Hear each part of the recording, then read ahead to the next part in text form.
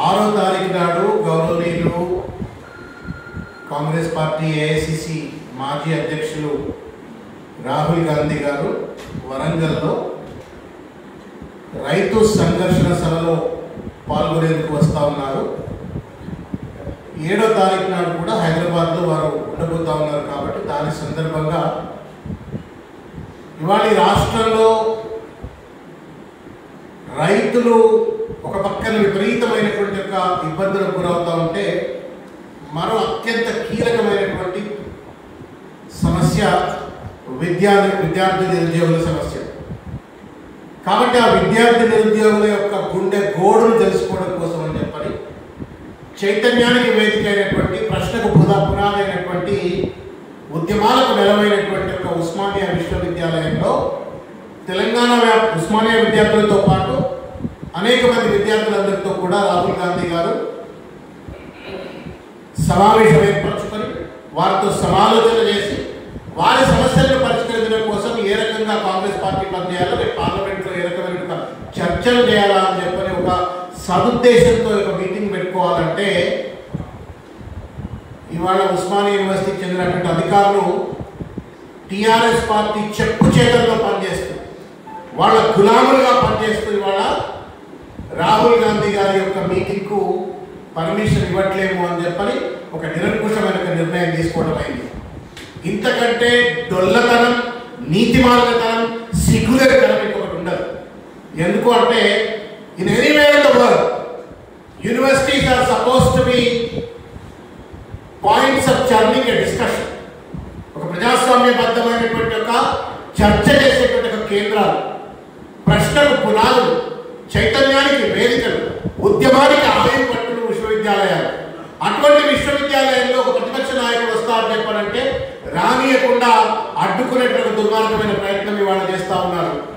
దానికి తోడుగా మాకు పర్మిషన్ ఎందుకు ఇవ్వట్లేదు అని చెప్పని ప్రజాస్వామ్యబద్ధంగా ప్రశ్నించడానికి వెళ్ళినటువంటి మా ఉస్మానియా విశ్వవిద్యాలయం విద్యార్థులు కావచ్చు, యూత్ కాంగ్రెస్ పార్టీకి సంబంధించిన కార్యకర్తలు మినిస్టర్ క్వార్టర్ దగ్గరికి వెళ్తే అక్కడ అరెస్ట్ చేసి పడేసి బంజారాహిల్స్ పోలీస్ స్టేషన్లో పెట్టిండ్రు.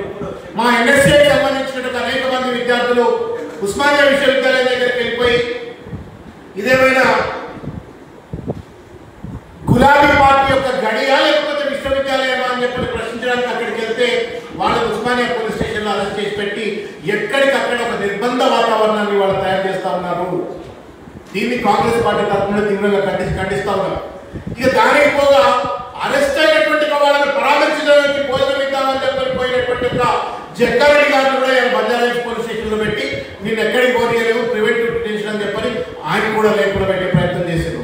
మేము సూటిగా అడుగుతాం, దీన్ని తీవ్రంగా ఖండిస్తూనే ఒక ప్రశ్న పోలీసులకు కానీ తెలంగాణ ప్రభుత్వానికి కానీ మేము చేయదలుచుకున్నాం. ఎంతమందిని అరెస్ట్ చేస్తారు వాళ్ళ మీరు? రేపు పొద్దునట్టు కాంగ్రెస్ పార్టీ కార్యకర్తలు అందరూ ఉస్మానియా విశ్వవిద్యాలయం కావచ్చు, కాకతీయ విశ్వవిద్యాలయం కావచ్చు, మొత్తం విశ్వవిద్యాలయాలు ముట్టడి చేసినట్టయితే, టీఆర్ఎస్ పార్టీ ఎమ్మెల్యేలు ముట్టడి చేసినట్టయితే ఎంతమందిని అరెస్ట్ చేస్తారు? తెలంగాణలో ఉన్నటువంటి జైలు సరిపోవు, పోలీస్ స్టేషన్లు సరిపోయిన విషయాన్ని దయచేసి గుర్తుపెట్టుకోవాలని చెప్పని చెప్తా ఉన్నాను. ఎందుకు రా నీకు లాభం గడుస్తా ఉన్నాయి? ఎందుకంత భయం నీకు? పుర్రు కడతా ఉంది వాళ్ళ టీఆర్ఎస్ పార్టీ నాయకులు. ఉస్మానియా యూనివర్సిటీకి రాహుల్ గాంధీ గారు వస్తే మీ సొమ్మేం పోయింది? సిగ్గు ఎక్కువ ఉండాలి, చరిత్ర సన్నాసుకున్నట్టున్నారు మీరు. ఇదే విశ్వవిద్యాలయంలో ఒకనొక సమయంలో వీపీసీకి వచ్చి మీటింగ్ పెట్టి అనేక మంది రాజకీయ పార్టీకి సంబంధించిన నాయకులు వచ్చి కూడా ఇక్కడ మీటింగ్లు పెట్టుకొని వాళ్ళకు సంబంధించిన భావజాలను వ్యక్తీకరించే ప్రజాస్వామ్య వేదిక విశ్వవిద్యాలయం.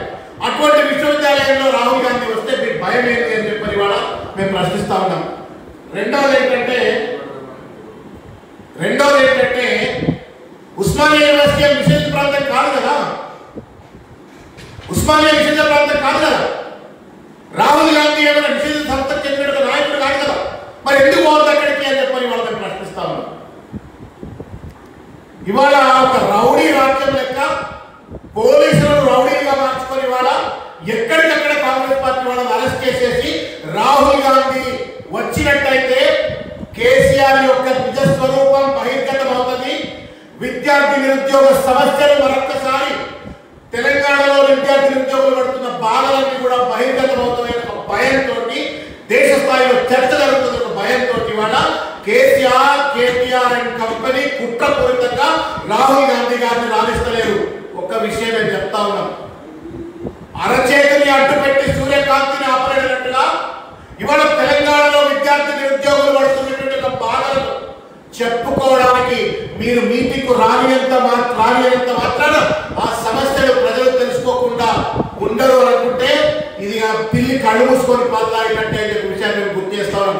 సిగ్గు ఎక్కువ లేకుండా ఇవాళ వ్యవహరిస్తా ఉన్నారు. ఒక పక్కన దొంగలు, లంగలు, లఫంగీలు, తెలంగాణ ఉద్యమానికి వెన్నుపోటు పడిచినటువంటి వాళ్ళు, తెలంగాణ అమరవీరులు ఆత్మ బలిదానం చేసుకుంటే ఎగిరి నవ్వులు నవ్వినటువంటి వాళ్ళు, దాడులు చేసినటువంటి వాళ్ళను టీఆర్ఎస్ ప్రభుత్వంలో మంత్రులుగా పెట్టుకోవచ్చు, వాళ్ళు ఉస్మానియా విశ్వవిద్యాలయం పోవచ్చు కానీ కడుపు కోసుకొని తెలంగాణ ఇచ్చినట్టుగా సోనియా గాంధీ గారు తెలంగాణ ఇచ్చిండ్రు.